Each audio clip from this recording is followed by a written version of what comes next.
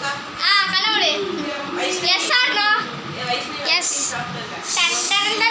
லைட்டா புஷி எப்படி இருந்தாலும் இந்த மாவு கிட்ட பவுடர் தப்ப முடியாது